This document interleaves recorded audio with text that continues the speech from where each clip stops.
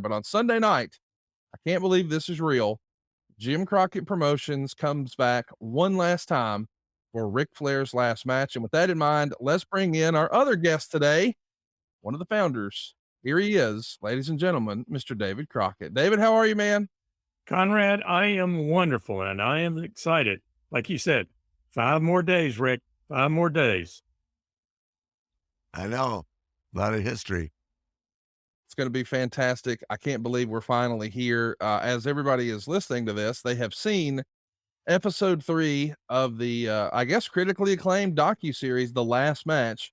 1, 2, and 3 are posted live for your enjoyment right now over at rickflairslastmatch.com. We'll start with you first, Mr. Crockett. You've had a minute to see all 3 episodes, roughly an hour or so. What'd you think of the series? And more importantly, what do you expect on Sunday night? The series is awesome. It's award winning as far as the production of it. As I said before, it definitely has gotten out of hand. That in the ring, that is where has to happen. And Mr. Jarrett and his comments and slights about Jim Crockett Promotions. Jeff, have you looked on the marquee and who you're wrestling for? Jim Crockett Promotions. There you So go. who's going to have the last laugh? Well, not only that, while he's running his mouth, he forgets who's signing his check. That would be you. Yeah, it'll say JCP.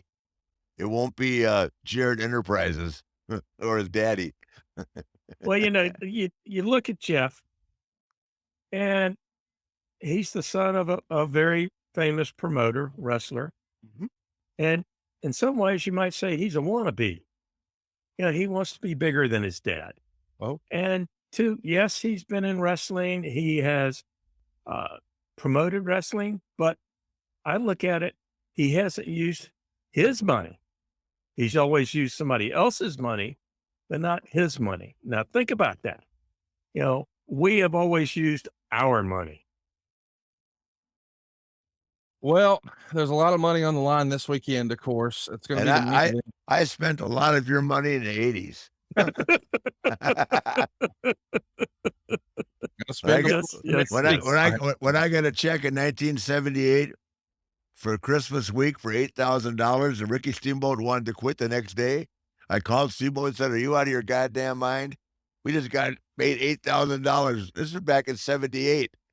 That's a lot of money." So, yeah, to be back here again is really thrilling for me. Jeff Jarrett in WCW, and really Jeff Jarrett in general, he has to use a guitar, a gimmick to get over. Think about it. Rick uses his physical ability and his mind.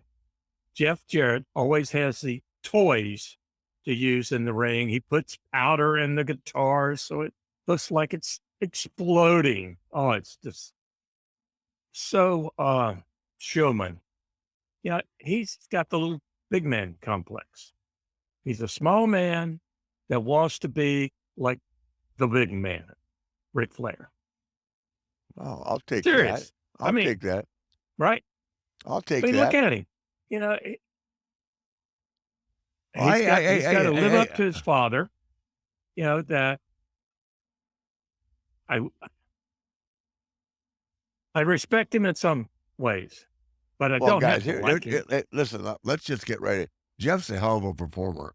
Yes, We're all just having fun here, knocking each other. But yeah, I'm never going to take away the fact that Jeff is a hell of a performer. I think he's really good, and I think he was. And once again, I don't know what kind of shape he's kept himself in. He looks great. I saw him without his shirt when we were in Nashville. But it's not just the because I'm a cosmetic nightmare.